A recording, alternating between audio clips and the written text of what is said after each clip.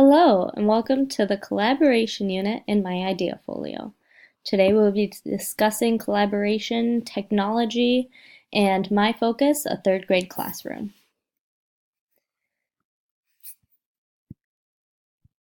In today's unit, we're going to look at how it works to be online. The biggest part are websites. I have below quite a few examples of various websites that students can use, that teachers can use. You can use this to publish. You can use this to expand more on others. Either way, it helps you branch out to the world and learn more from others. A quote by Shaw in a recent article I read discusses how it is more important to have diverse minds than all of the minds. By getting out there and learning from others, you have more of an ability to learn and to expand your imagination. There are many benefits. In my classroom, I hope that I am engaging my students in groups to work all together around one computer, to work individually, and to simply enjoy themselves and hopefully take this to the home life and be able to work at this with their parents, with friends, and learn beyond what we do in the classroom. To focus more on my group collaboration, there is a great example by Bruce Tuckman about what I call the collaboration mountain. There's the idea of forming, going into storming, norming, performing, and adjourning.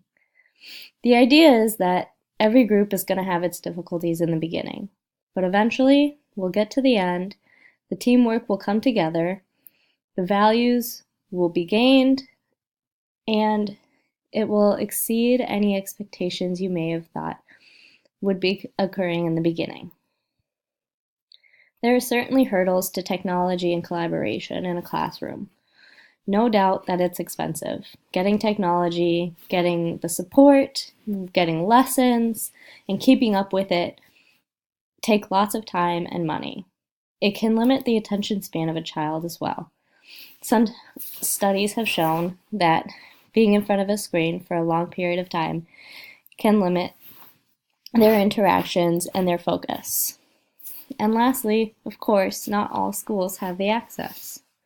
But there is a plus side to each of these. It builds relationships. It helps teachers and students work together because they're both trying to learn.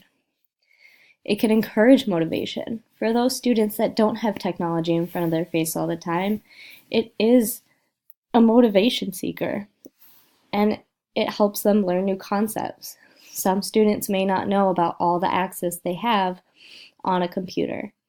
Finally, there are resources. There's libraries. There are websites that don't cost money. Parents can buy older versions of technology to give to their kids and keep them updated. In my classroom, I have a view that I hope my students will work together to collaborate to make a website such as this young girl has done here. And they will use each other to help each other create and explore the various options that they have. Finally, they will publish the website in hopes to collaborate in a global perspective. Hopefully, we can send this out so that people around the world, or at least in the nation, can contribute, provide feedback, and help these kids learn. Overall, collaboration in a classroom with technology helps children's minds grow, helps them be smarter than you could ever think, and it helps the teachers as well. Teachers that have a cognitive and social and development understanding can better support their kids, can learn the ins and outs of technology, and create new best practices to add to their classroom. There is my reference page, and thank you so much for listening.